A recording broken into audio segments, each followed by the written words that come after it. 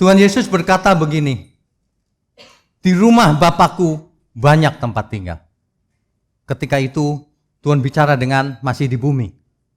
Artinya Tuhan sedang mengarahkan bahwa langit baru, bumi baru bukan di bumi. Itu jelas sekali. Sudah nggak perlu pakai analisa teks yang rumit-rumit, pakai bahasa ini, bahasa itu. Sudah jelas secara konteks. Dalam Kisah Para Rasul, pasalnya yang pertama ayat 9-11, sesudah ia mengatakan demikian, terangkatlah ia disaksikan oleh mereka. Dan awan menutupnya dari pandangan mereka.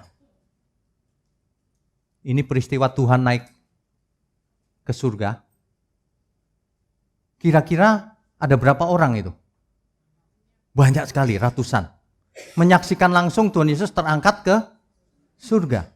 Terangkatnya buru-buru atau pelan-pelan? Bukan terbang seperti Superman, bukan begitu ya. Yang sengaja Tuhan pelan-pelan supaya dilihat.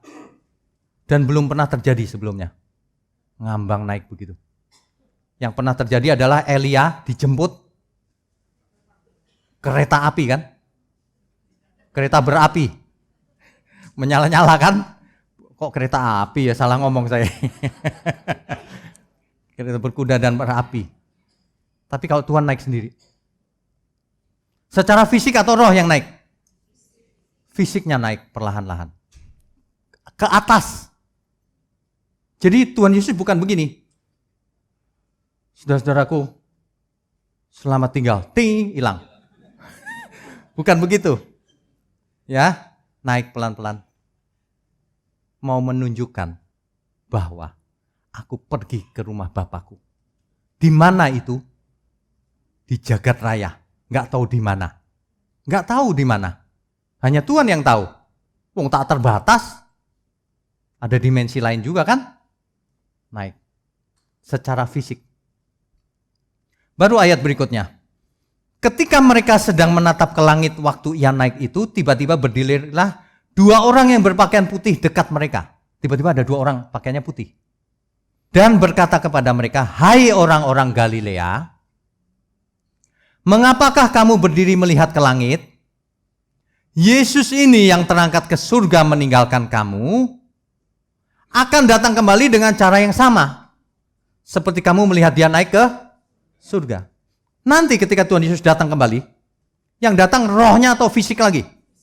Sama persis, jangan dirubah-rubah.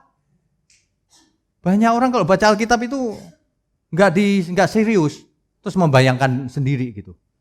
Tuhan datangnya diam-diam nanti. Alkitab berkata begini kok. Ya, oke. Jadi menyediakan tempat bagimu itu sebenarnya ekspresi dari Yesaya 65 ayat 17.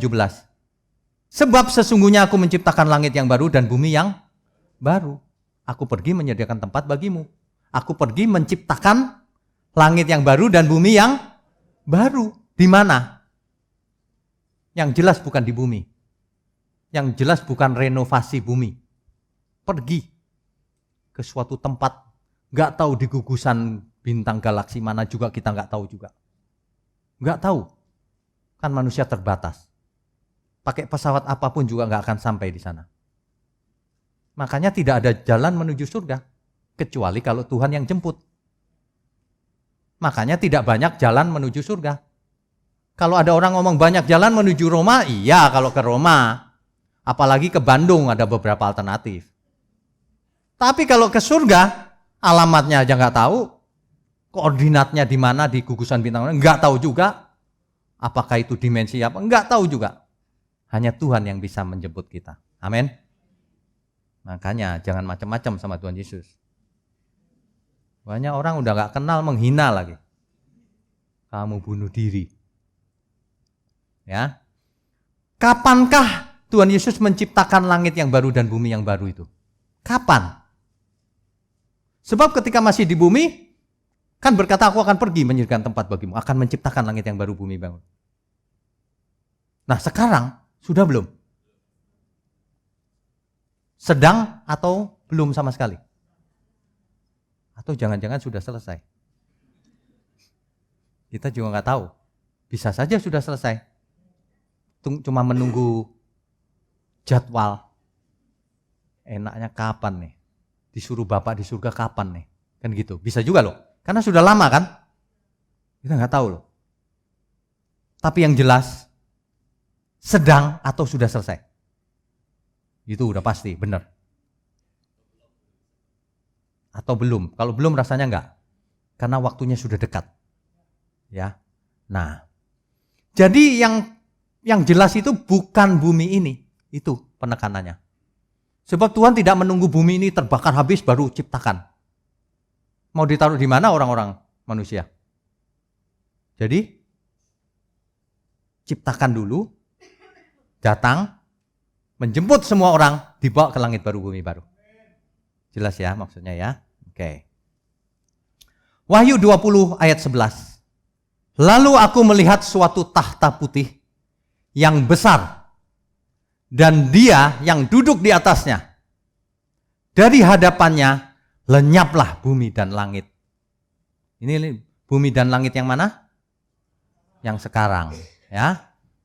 Dan tidak ditemukan lagi tempatnya. Artinya kerusakannya hebat tuh, nggak tahu yang mana. Dulu yang mana sih? Udah hancur lautan api, danau api, Limnetopuros, Gehenna, neraka. Jadi neraka itu sebenarnya ada kenangannya nanti. Nun jauh di sana ada neraka itu. Di sini banyak orang tertinggal. Ya. Dalam banyak kesempatan Tuhan juga mengatakan dengan jelas bahwa misalnya Yohanes 18 ayat 36. Yohanes 18 ayat 36 misalnya.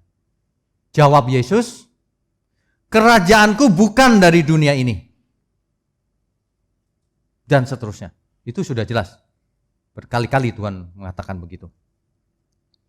Jadi kesimpulannya, dengan demikian jelas bahwa yang dimaksud dengan langit yang baru dan bumi yang baru ini bukan renovasi atau pemurnian dari langit dan bumi yang sekarang ini. Itu sudah pasti. Karena ayat-ayat Alkitabnya jelas. Ya. Itulah yang dikatakan oleh Tuhan Yesus, dengan di rumah Bapakku banyak tempat tinggal. Jadi bukan di bumi ini. Mulai sekarang lupakan konsep bumi yang akan dipulihkan. Dalam hal apapun. Alkitab berkata, di akhir zaman manusia semakin jahat. Yang jahat semakin jahat, yang kudus semakin kudus. Pilihannya cuma ada dua. Mau di pihak siapa kita? Ya, oke. Nah, kalau demikian maka kita sudah tahu nih bahwa ada langit baru, bumi baru, bukan hasil renovasi, tapi hasil ciptaan baru. Makanya kalau Tuhan pergi, itu seperti pengulangan kitab Kejadian 1 ayat 1. Maka Elohim menciptakan langit yang baru dan bumi yang baru. Persis Kejadian 1 ayat 1. Cuma di tempat lain. Pengulangan.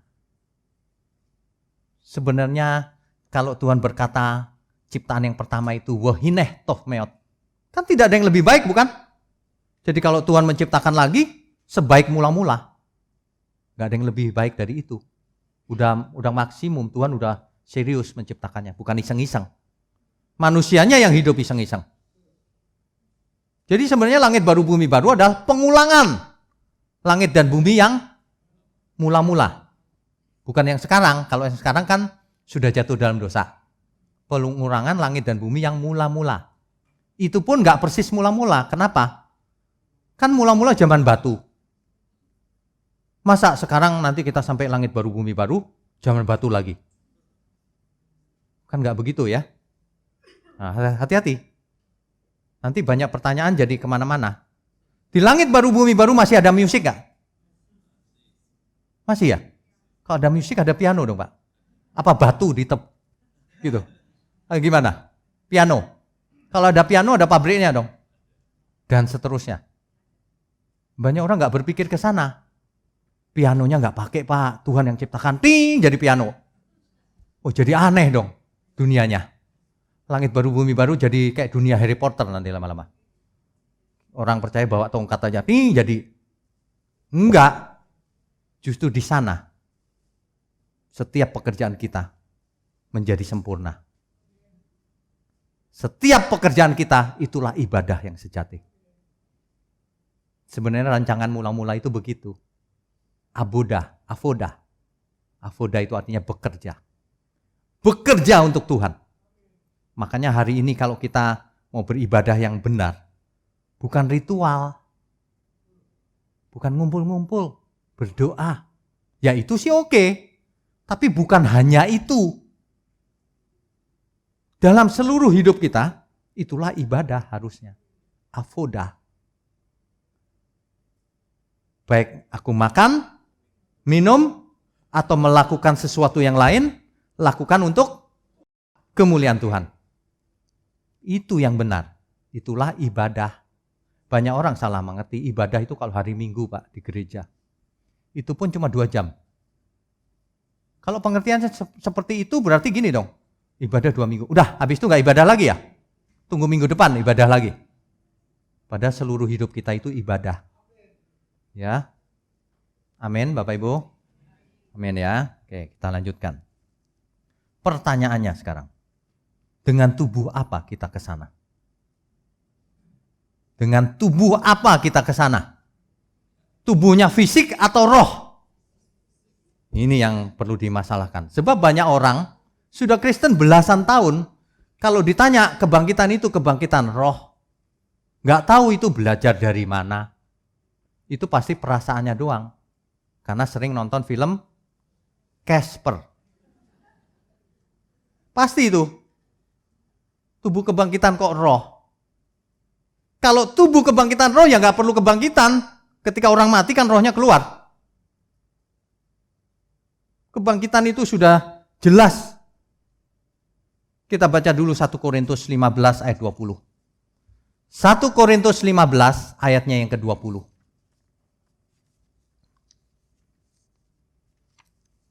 Kan banyak orang berdebat soal kebangkitan tuh. Waktu itu. Orang Saduki tidak percaya ada kebangkitan daging. Orang Farisi percaya ada kebangkitan daging. Orang Saduki enggak. Lah orang Kristen zaman sekarang kok malah kayak Saduki. Kebangkitan itu roh Pak. Loh. Itu belajar dari mana ya? Kita baca. Tetapi yang benar ialah bahwa Kristus telah dibangkitkan dari antara orang mati. Sebagai yang sulung dari orang-orang yang telah meninggal. Yang sulung. Yang pertama dibangkitkan. Nanti saudara-saudaranya semua ikut. Karena kita dianggap saudara juga oleh Tuhan. Ya? Oke. 1 Korintus 6 ayat 14. Allah yang membangkitkan Tuhan. Ini orang nggak ngerti loh kalimat ini. Elohim yang menciptakan, yang membangkitkan Tuhan Yesus. Akan membangkitkan kita juga oleh kuasanya. Bapak Ibu bisa mengerti nggak ya? Satu dulu dibaca dulu. Roma 8 ayat 11 kalian. Dan jika roh dia yang telah membangkitkan Yesus dari antara orang mati, diam di dalam kamu. Roh siapa itu? Roh Bapa, roh Allah. Diam di dalam kamu, Roh Kudus.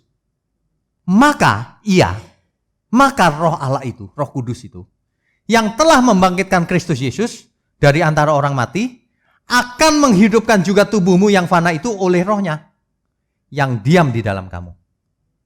Jelas banget ya kalimatnya ya. Dulu Tuhan Yesus dibangkitkan oleh roh itu. Roh yang sama akan membangkitkan kita semua kalau kita mati. Amin. Jelas banget. Kurang apa lagi? Orang kalau belajar firman ya, masih nggak mau bertobat ya, itu kebangetan. Itu namanya karatan bener itu. Hatinya. Orang Tuhan udah luar biasa begini. Kita siapa sih kalau dikasih kesempatan sama seperti Tuhan Yesus? Kalau kita benar, kita dibangkitkan oleh roh yang sama yang membangkitkan Tuhan Yesus. Kebangkitan. Jadi kebangkitan itu tubuh atau roh? Dikatakan sama dengan Tuhan Yesus. Masih ingat gak Tuhan Yesus bangkitnya tubuhnya atau rohnya? Tuhan mendemonstrasikan loh sebenarnya. Ia bertubuh kebangkitan yang fisik. Yang dapat disentuh. Dan wajahnya bukan wajah yang lain. Bapak Ibu bisa bayangkan gak? Kalau kita dibangkitkan gitu ya. Pas ngaca wajahnya lain. Aduh, loh ini siapa ya? Loh, tapi aku nih, kok wajahnya lain ya? Aneh gak kira-kira? Jangankan wajahnya lain. Kalau saya laki-laki, dibangkitkan jadi cewek. Aduh Tuhan, ini kenapa nih? Aduh, kan aneh. Kebangkitan itu gak begitu. Dibangkitkan matanya 3. Serem lagi. Ya sama persis. Tetapi kualitasnya beda. Ingat, kainos. Kualitasnya beda. Tubuh kebangkitan tidak bisa rusak. Tubuhnya kekal. Tapi dagingnya bisa dipegang. Bisa dipegang. Fisik. Ya. Ini orang-orang sering berpikiran roh ini karena filsafat Plato sebenarnya. Platonik. Plato itu filsafatnya gini. Tubuh fisik itu jahat, yang baik, yang batiniah, yang roh. Gitu. Padahal Tuhan menciptakan semua yang fisik juga. Gak ada yang jahat yang ciptaan Tuhan sebenarnya. Manusianya aja yang buat jahat. Jadi tubuh kita itu bukan jahat, asal dipakai untuk Tuhan. Amin. Gak ada yang jahat, kecuali dipakai untuk kepentingan lain. Gak ada yang jahat sebenarnya. Materi itu tidak jahat. Semua untuk kemuliaan Tuhan. Nah, kalau Tuhan berkata begini, Lukas 24 ayat 39. Lihatlah tanganku dan kakiku. Aku sendirilah ini, rabalah aku dan lihatlah. Karena hantu tidak ada daging dan tulangnya, seperti yang kamu lihat ada padaku. Ketika Tuhan Yesus bangkit, murid-muridnya pikirannya apa? Mirip kayak orang sekarang. Bangkit. Hantu. Sebenarnya terjemahannya nggak cocok, bukan hantu. Kalau hantu itu kan setan ya. Terjemahannya nggak boleh hantu sebenarnya. Karena teks aslinya pakai kata pneuma. Pneuma. Roh. Tuhan Yesus mestinya ngomong begini. Lihatlah ini aku bukan roh. Aku bangkit, aku hidup lagi. Bukan roh. Gitu loh sebenarnya. Diterjemahkan Indonesia hantu. Bukan hantu, roh maksudnya. Jadi Bapak Ibu sebenarnya sudah sama dengan para murid Tuhan Yesus yang dulu. Pikirannya banyak yang roh. Tapi itu murid-murid sebelum mengerti kebenaran. Ya. Tuhan pegang. Thomas, masukkan jarimu.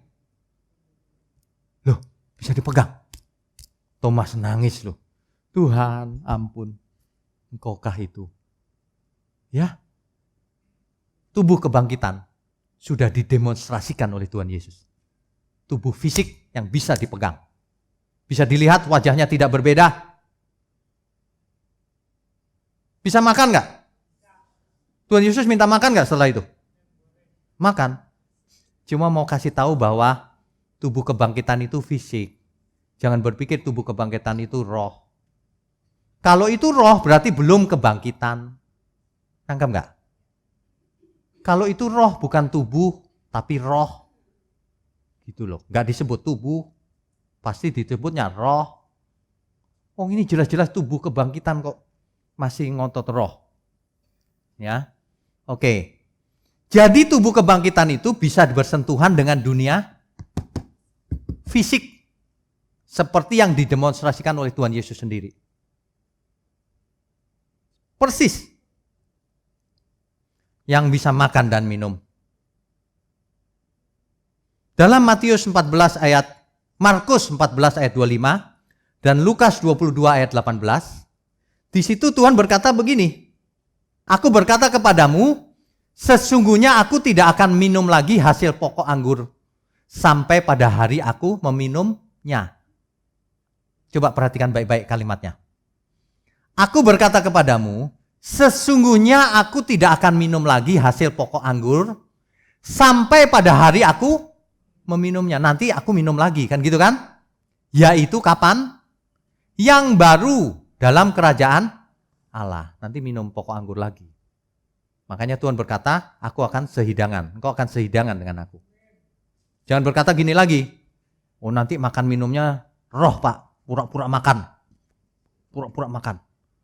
Mengada-ada. Kenapa ya manusia itu pikirannya cenderung mengada-ada?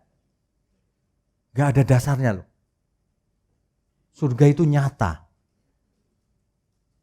Aduh, banyak orang begitu. Dikasih tahu pun masih bandel. Padahal gak punya dasar dia.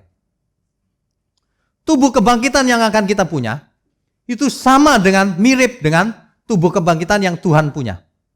Tubuh kebangkitannya Tuhan Yesus. Kenapa? Lah rohnya yang membangkitkan juga sama. Kalau Tuhan Yesus fisik, kita juga fisik. Ada amin gak? Jangan berpikir aneh-aneh ya mulai sekarang ya. Waduh, nanti aku punya tubuh fisik ya Pak? Iya.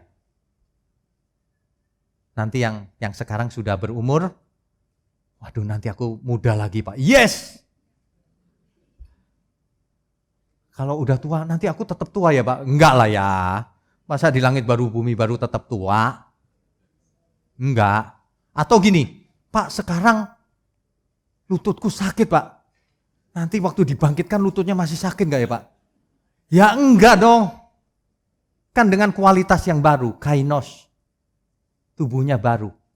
Matanya yang plus kayak saya begini, nanti udah enggak plus lagi. Ya enggak? Yang minus juga. Bener enggak? Masa sampai ke sana makin tebal kacamatanya? Ya, tapi yang jelas di sana rumah duka tidak laku. Jadi jangan bisnis rumah duka di langit baru bumi baru. Karena tidak ada orang mati. Ya.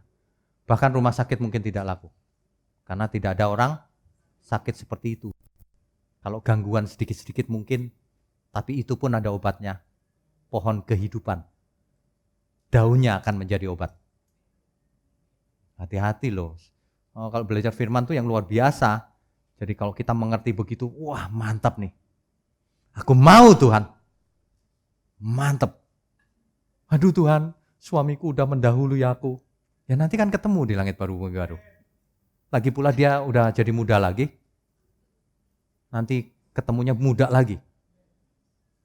Jadi nanti kalau kita ketemu di langit baru bumi baru, mungkin kita pangling.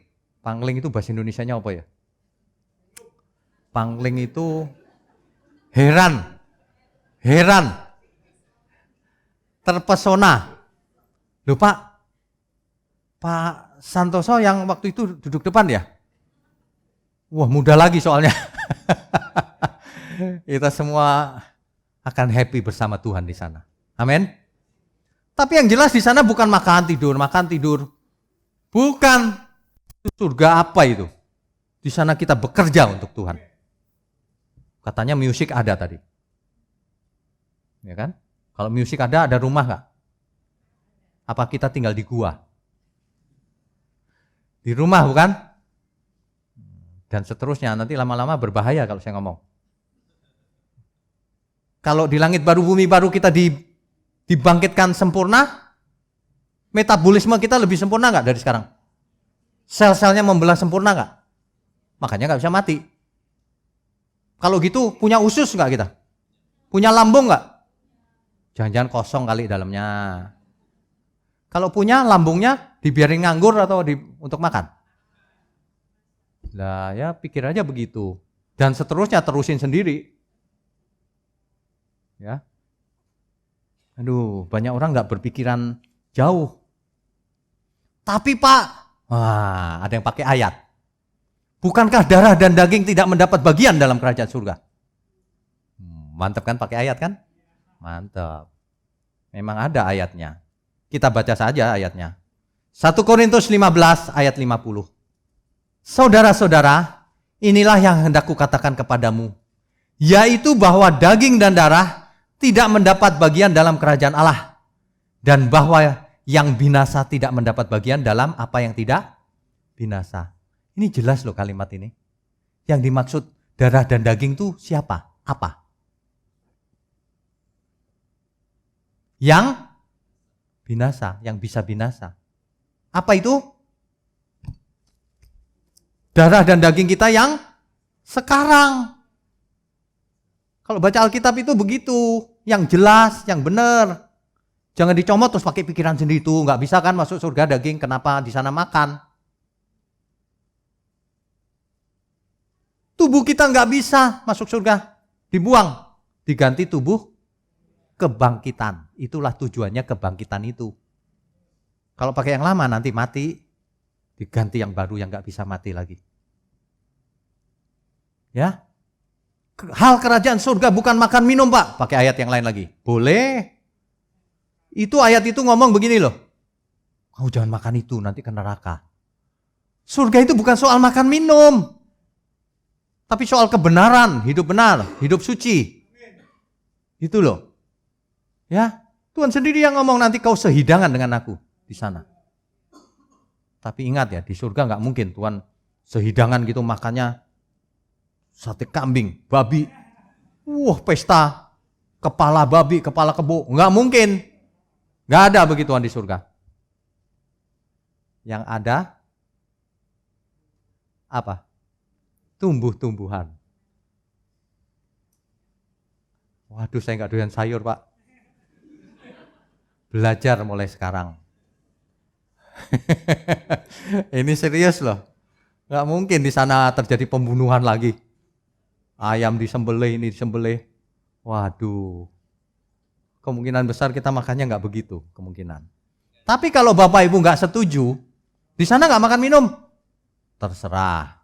Jadi lambung kita nganggur, mulut kita nganggur, semuanya nganggur. Tubuh kebangkitannya hanya untuk menyanyi. Lalu pakai pakaian putih-putih. Nggak nyeni banget surga.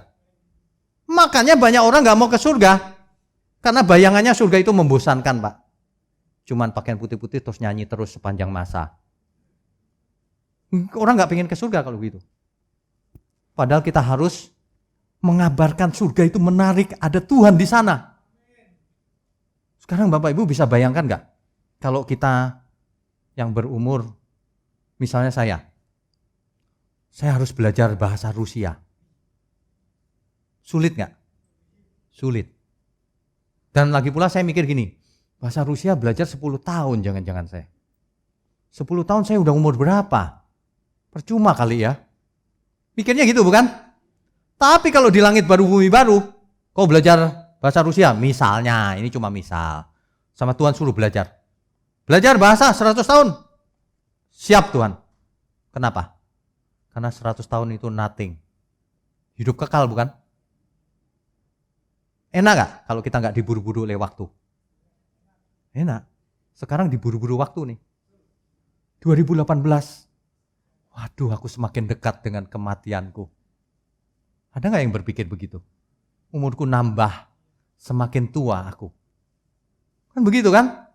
Panjang umurnya. Bukan panjang umurnya. Semakin pendek umurnya. Semakin pendek umurnya. Kan gitu mestinya. Wong nambah umurnya. Iya.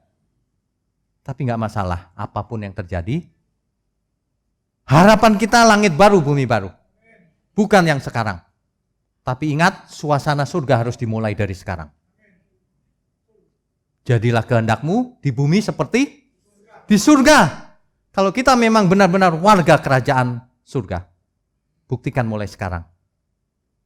Dalam hal makan, minum, bicara, apapun, lakukan untuk kemuliaan Tuhan. Perlihatkan dengan benar bahwa karakter kerajaan surga itu seperti ini. Jangan malu-maluin. Banyak orang hidup sekali malu-maluin. Kita kalau membayangkan keadaan kita zaman dulu ya dulu aku malu-maluin loh. Marah-marah di pinggir jalan kayak orang gila aja. Bertobat. Kalau kemarin ini masih begitu, bertobat sekarang. Ya. Kalau diingatkan jangan tersinggung. Kalau kita mengingatkan tuh untuk kita semua termasuk saya juga. Kan kita semua belum sempurna, tapi kita harus sempurna. Jangan bilang, saya nggak bisa sempurna Pak, masih manusia biasa. Tuhan loh yang ngomong, kau harus sempurna. Seperti Bapak sempurna. Banyak orang nggak berpikir nggak bisa sempurna, kenapa? Pikirannya salah. Nggak bisa manusia sempurna. Dia pikir sempurna itu jalannya ngambang, terus terbang. Bukan itu loh yang dimaksud. Sempurna itu kau harus dewasa dalam iman. Kau harus lakukan kehendak Tuhan. Kau harus matikan dagingmu. kamu jangan kedagingan. Kamu jangan banyak keinginan. Fokus pada langit baru, bumi baru. Pindahkan hatimu ke sana. Jangan di bumi. Di bumi kerja keras saja. Untuk kemuliaan Tuhan. Pasti gak kekurangan juga. Lagi pula Alkitab berkata asal ada makanan dan pakaian, cukup. Kan begitu. Ya. Oke, kita lanjutkan. Jadi darah dan daging tidak mendapat bagian dalam kerajaan surga. Memang, siapa yang dapat? Tapi tubuh yang baru. Justru dikasih tubuh yang baru, dibawa ke sana. Ada juga yang mempertanyakan ayat ini. Nah, ini dia. Ini dia. 1 Korintus 15 ayat 44. Ini jadi orang nggak mengerti baca Alkitab. 1 Korintus 15, 44. Yang ditaburkan adalah tubuh alamiah. Tubuh alamiah itu tubuh kita yang sekarang. Fisik, betul? Yang dibangkitkan adalah tubuh rohaniah. Jika ada tubuh alamiah, maka ada pula tubuh rohaniah. Siapa yang bilang tubuh rohaniah itu nggak ada fisiknya? Mentang-mentang ada kata-kata roh, lalu bukan fisik. Siapa yang bilang begitu? Dalam bahasa Inggris, tubuh alamiah itu natural body. Tubuh rohaniah itu spiritual body. Lihat nih. Spiritual body. Body atau tubuh itu kata benda. Betul ya? Spiritual kata sifat. Kata yang menerangkan keadaan kata benda itu. Spiritual body adalah tubuh yang spiritual, yang rohani. Tubuh yang rohani. Tubuh yang surgawi. Bukan tubuh roh. Maksudnya. Lagi pula kalau mau dikatakan roh, nggak pakai kata body. Nangkep nggak? Kalau mau spirit. Kalau itu spirit, maka itu roh. Ini bukan spiritual body. Tubuh rohaniah. Tubuh. Cuma bukan tubuh alamiah. Alamiah bisa mati kan? Tubuh rohaniah. Tubuh surgawi. Tidak bisa mati. Apa itu? Tubuh kebangkitan. Fisik. Jadi bukan non-fisik. Tuhan Yesus kasih contoh kok, mau diulang lagi zaman sekarang. Dulu Tuhan Yesus sudah pernah, Thomas, pegang aku. Ini aku, bukan roh.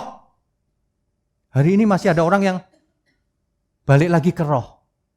Kok primitif sekali ya pengertiannya ya. Hari ini udah perjanjian baru bro. Bahkan sudah mau berakhir dunia ini. Bertobat ya.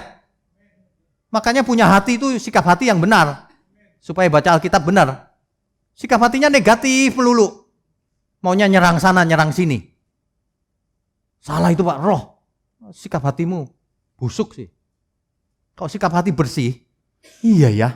Dikatakan yang satu tidak bisa mati, yang satu bisa mati. Yang bisa mati alamiah ya. Yang tidak bisa mati, ya tubuh surgawi.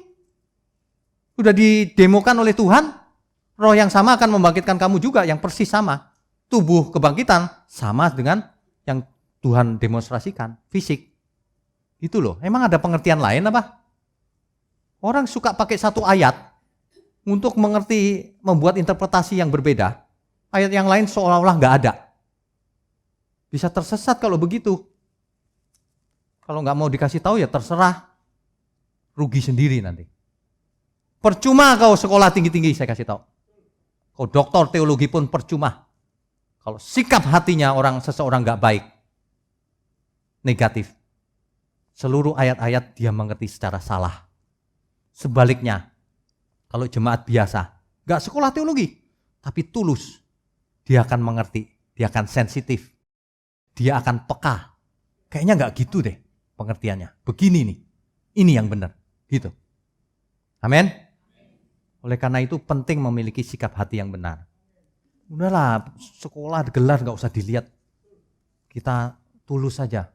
Tuhan tolonglah aku mengerti kebenaran firman-Mu. Gitu loh. Jangan sampai Tuhan berkata begini, Kenapa kau tidak mengerti firman-Ku, bahasaku? Kenapa? Emang aku pakai bahasa apa? Bahasa sehari-hari ngomongnya. Kenapa kau nggak ngerti maksudku? Kenapa kau nggak ngerti bahasaku? Banyak penyebabnya. Hari ini kita bahas tubuh kebangkitan itu. Fisik, bukan roh. Banyak orang punya persepsi yang salah di situ. Sifatnya spiritual, betul. Sifatnya rohaniah, betul.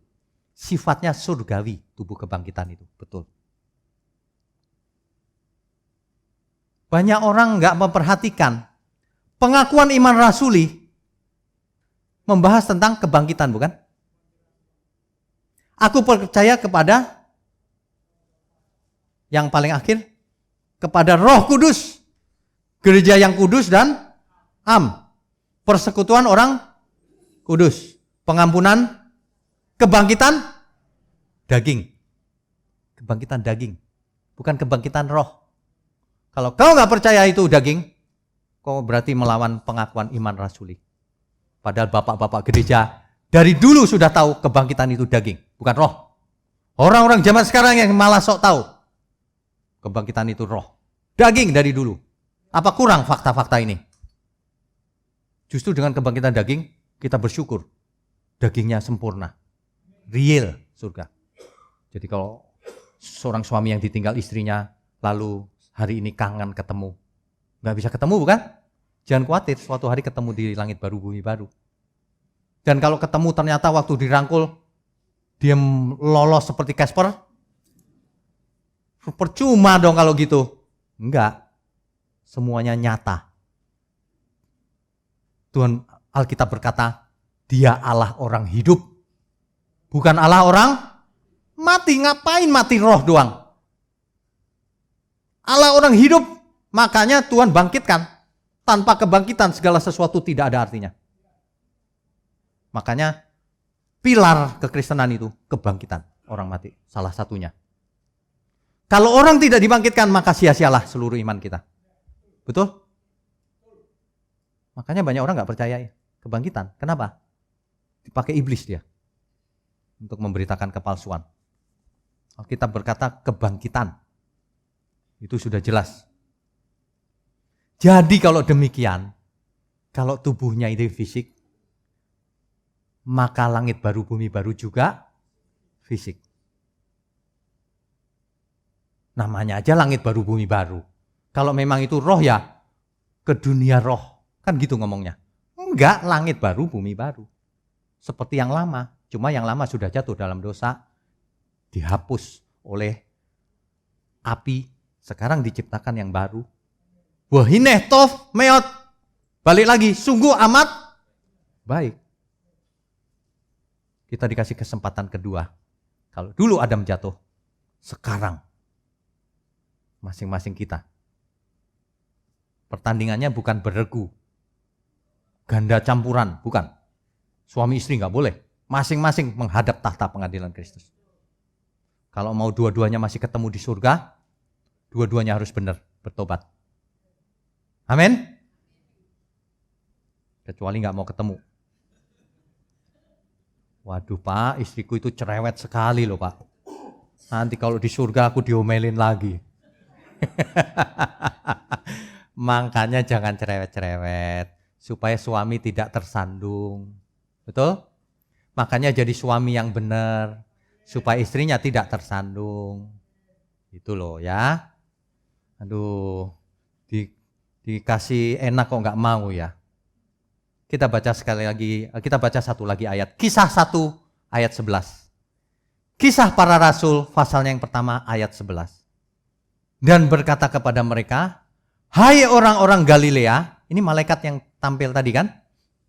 Mengapakah kamu berdiri melihat ke langit? Coba terjemahannya kita rubah sedikit.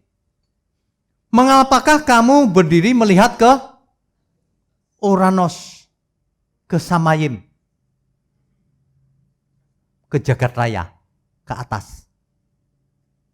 Yesus ini yang terangkat ke surga, coba surganya diganti lagi. Yesus ini yang terangkat ke jagat raya, ke alam semesta. Karena kata-katanya sama, oranos. Cuma dalam bahasa Indonesia diterjemahkan yang satu langit, yang satu surga, gak karu-karuan gitu. Jadi orang punya persepsi yang berbeda. Padahal sama itu. Yesus ini yang terangkat ke jagat raya, ke universe.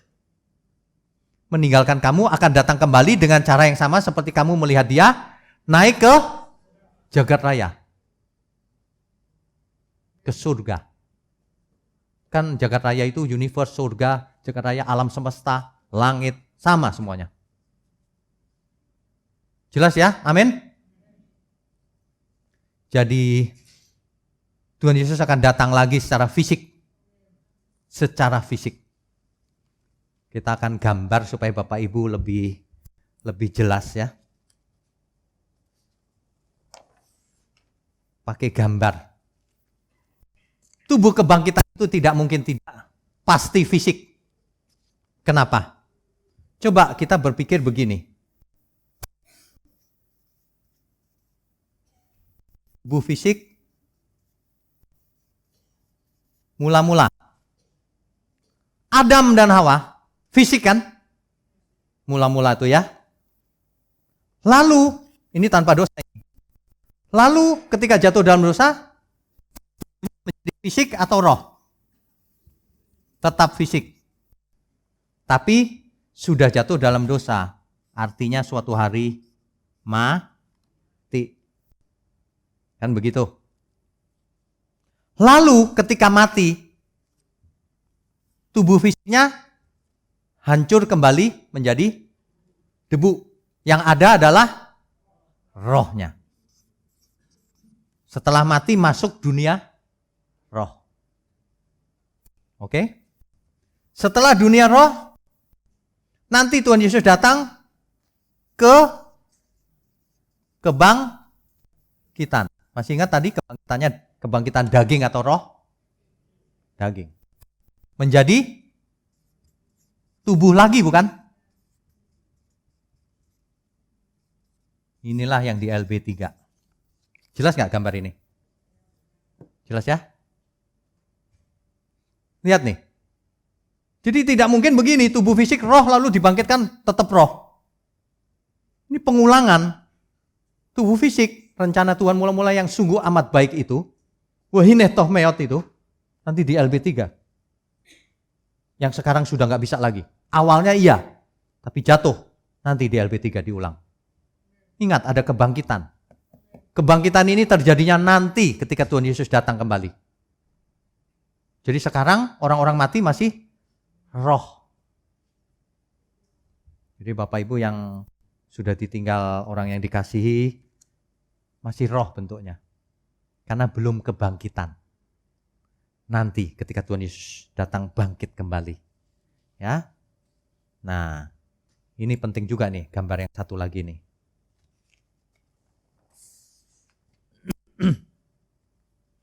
Ketika Tuhan Yesus datang,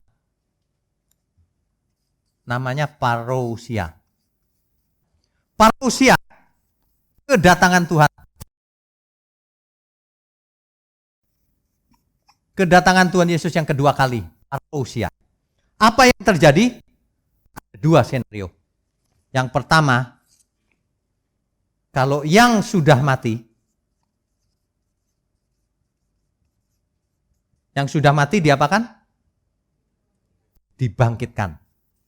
Bangkit. Yang bangkit, orang benar atau orang jahat? Semuanya. Ya. Orang benar untuk hidup kekal. Betul? Di LB 3. Orang tidak benar masuk ke lautan api. Lautan api inilah yang diterjemahkan menjadi neraka. Inilah yang disebut kematian kedua.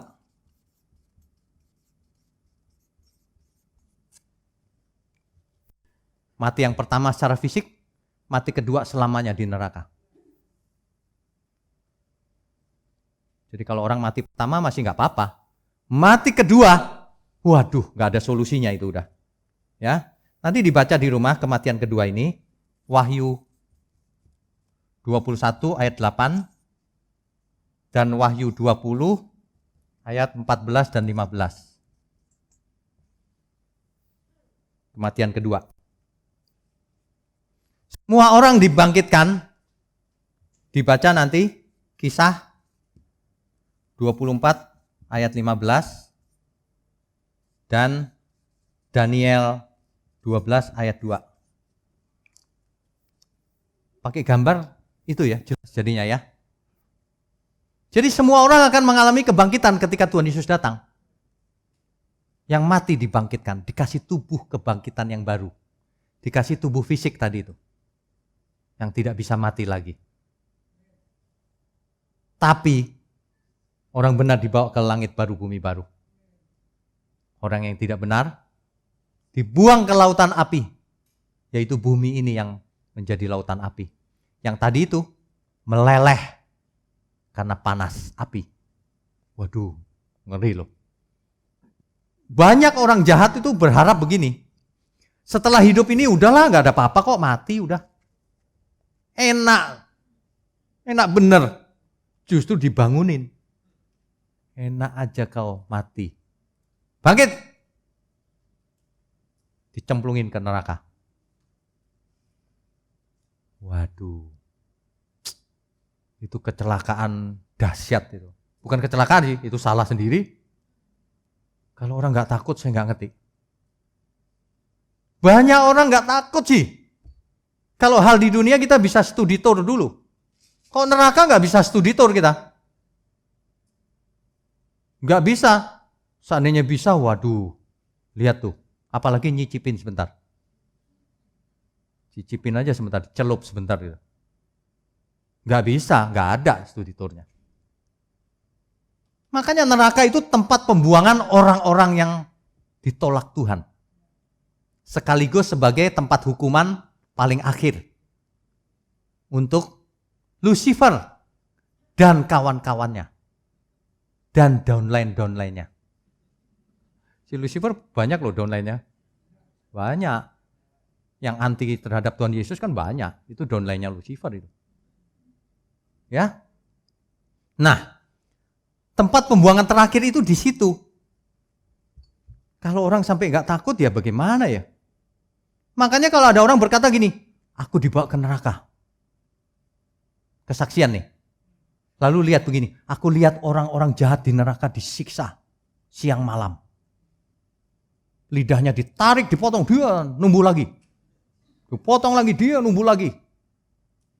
Kau bohong. Kau bohong. Sebab di neraka itu tidak ada penguasanya. Aku melihat orang-orang jahat disiksa oleh setan. Ada nggak yang ngomong gitu? Sesat dia. Ketahuan dia nggak mengerti firman. Ketahuan dia nggak baca Alkitab. Itu cerita dongeng ya. Padahal neraka itu tempat penghukuman terakhir untuk si setan juga. Kok setan yang menyiksa? Berarti dia pemerintahannya setan emang, neraka. Ada legenda gini sih, di neraka itu ada rajanya. Kalau orang jahat diserahin ke raja neraka untuk dihukum di sana. Loh kok setan ada rajanya? Setan itu rajanya, setan aja dibakar di sana. Salah ngerti loh. Kasihan jemaat-jemaat nih. Saya itu, aduh kalau dengar gitu, ini gimana sih ya, khotbah kok ngaco gak karu-karuan gitu. Justru ini dimaksudkan Tuhan untuk mengakhiri semuanya musuh-musuh Allah. Hari itu, penghakiman. Ya. Nah yang masih hidup bagaimana? Ini kan yang sudah mati. Kan waktu Tuhan datang ada dong manusia masih. Yang masih hidup bagaimana?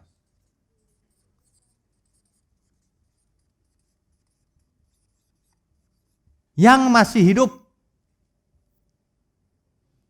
Yang masih hidup tubuhnya diubahkan seketika. Nanti dibaca di rumah 1 Kor 15, 52.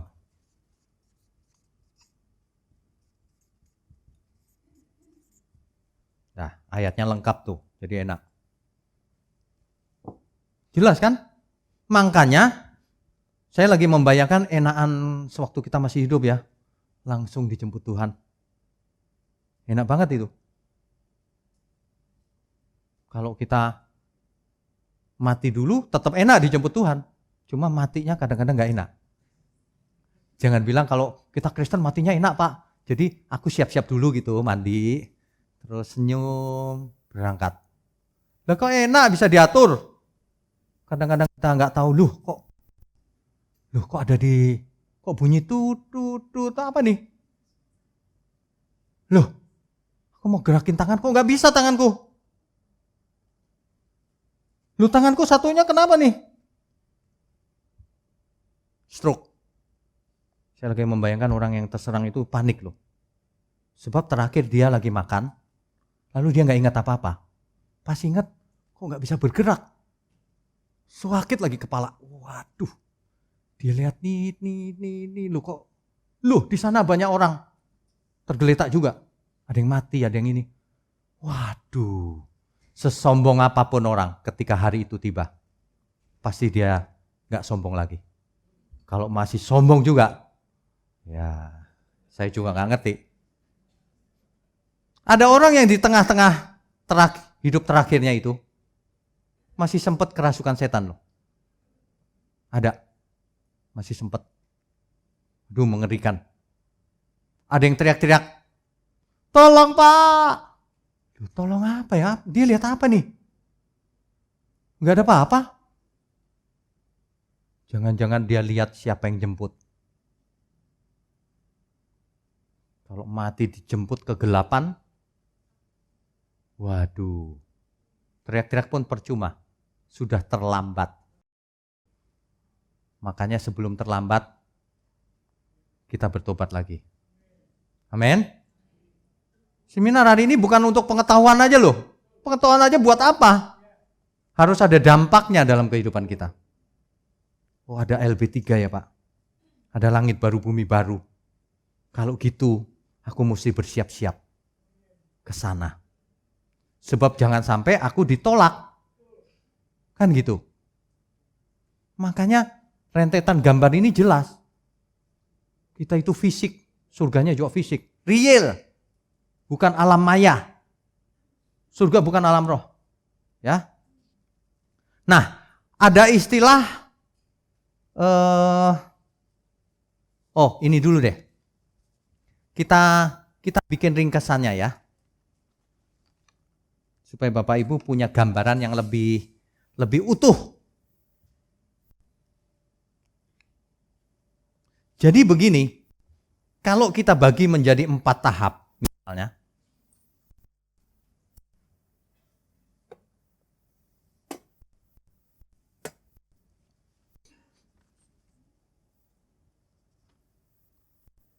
langit dan bumi mula-mula. Langit dan bumi mula-mula. Manusia disetting harusnya sempurna, harusnya kekal, tapi jatuh. Maka terjadilah langit dan bumi yang sekarang. Betul? Yang buminya sudah dikutuk.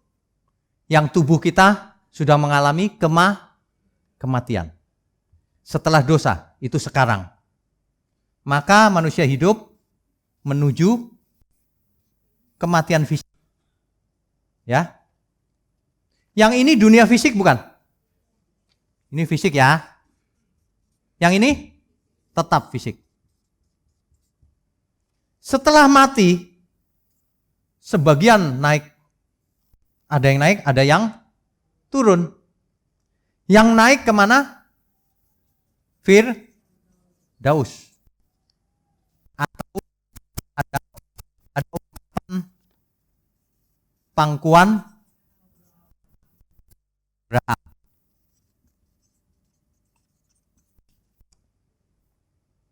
Firdaus atau pangkuan Abraham, ungkapan lain.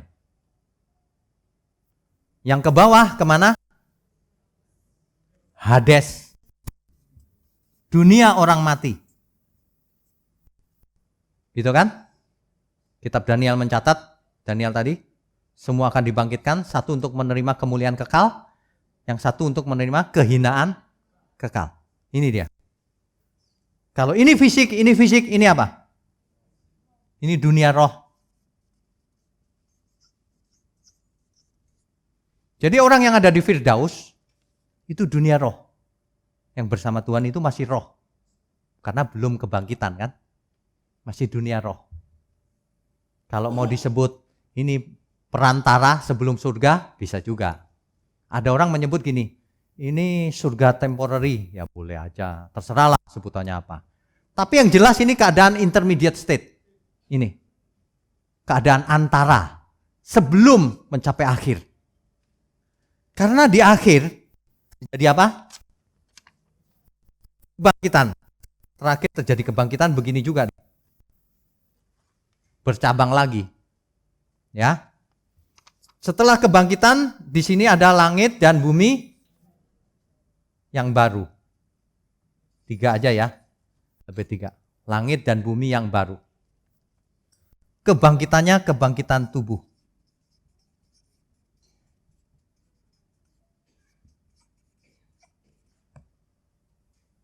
Manusia hidup bersama Tuhan selama-lamanya. Yang di bawah ketinggalan di Gehenna atau neraka atau danau api, lautan api, limnetopuros. Selesai dia. Bersama iblis, setan, roh-roh jahat dan semua downline-nya. Dan semua manusia-manusia yang mengikut dia. Ini dia. Ini dunia apa? Fisik atau roh? Fisik. Kenapa? Karena ini ada kebangkitan. Itu jelas banget tuh. Ini fisik lagi. Ya. Oke. Jadi Tuhan Yesus berkata begini. Dalam Matius 19 ayat 28. Kata Yesus kepada mereka, Aku berkata kepadamu sesungguhnya pada waktu penciptaan kembali, apabila anak manusia bersemayam di tahta kemuliaannya, kamu yang telah mengikut aku akan duduk juga di atas 12 tahta untuk menghakimi ke-12 suku Israel. Artinya orang percaya akan memerintah bersama Tuhan Yesus. Kapan itu? Pada waktu penciptaan kembali. Nah ini ada istilah penciptaan kembali. Penciptaan kembali ini dalam teks asli Alkitab itu disebut palingenesia. Disebut palingenesia. Penciptaan kembali. Penciptaan kembali. Ini penciptaan kembali itu ada di Matius 19 ayat 28. Palingenesia.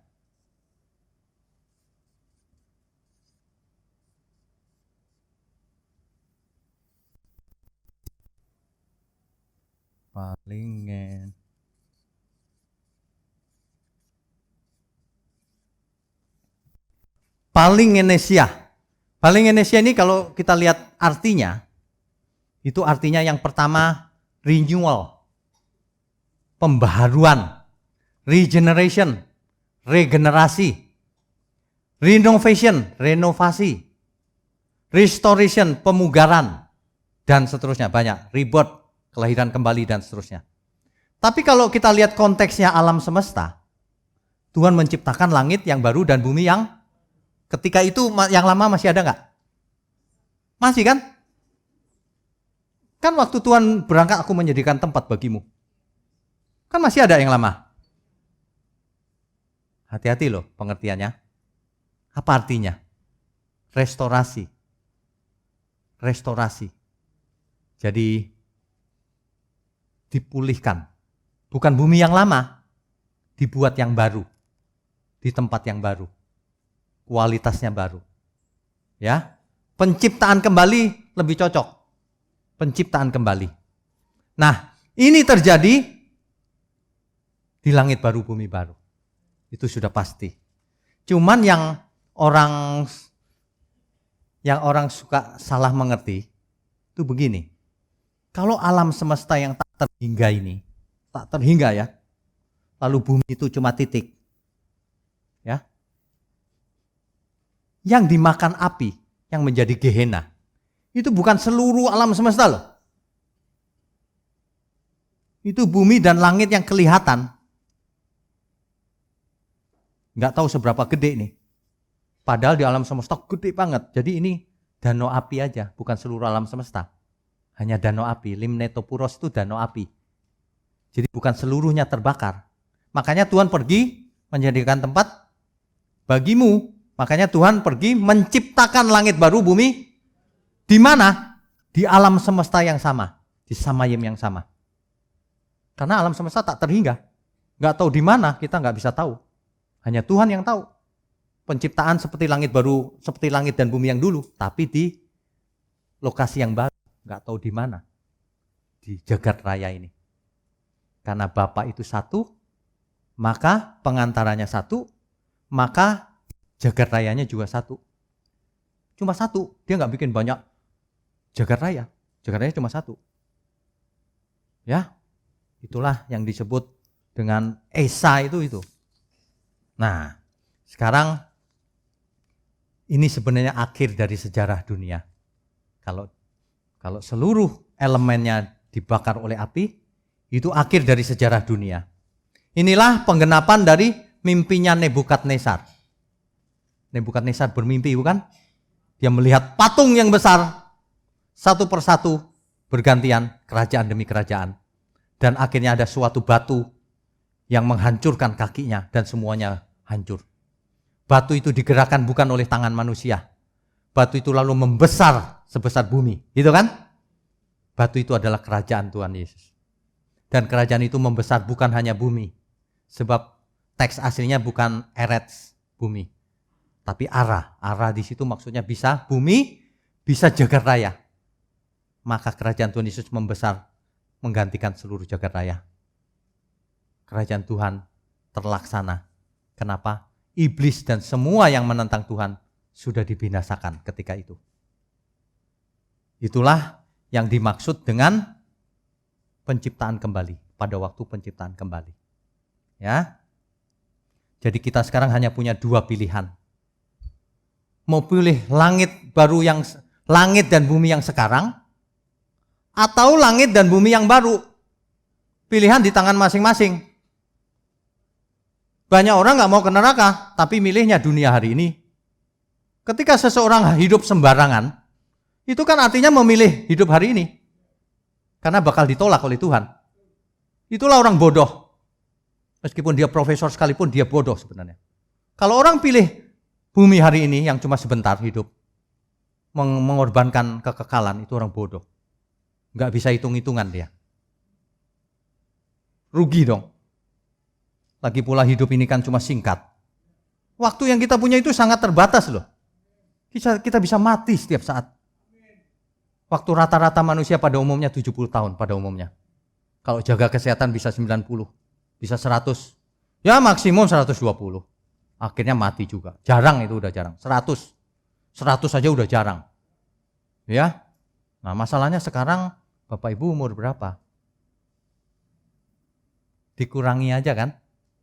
Kalau 70 dikurangi umur kita tinggal berapa? Kok masih sombong? Kok masih nggak mau bertobat? Kok masih matre? Kok masih cinta dunia? Hari gini masih cinta dunia. Nunggu apa lagi? Kok tiba-tiba hilang gitu udah telat, udah nggak bisa, udah telat. Sekarang mumpung kita masih bisa melakukan banyak hal, lakukan untuk Tuhan. Dengan waktu yang terbatas ini, mau nggak mau kita semua harus pulang. Nggak ada yang nggak pulang. Tuhan, aku nggak mau pulang, Tuhan. Nggak bisa. Semua orang harus pulang. Ya? Harus. Masalahnya kemana kita pulang? Pulang itu kan nggak masalah, asal ke rumah. Pulang jangan ke tempat lain. Ya? di kita itu ya, lagunya kan mati terus. Dikritik banyak orang loh.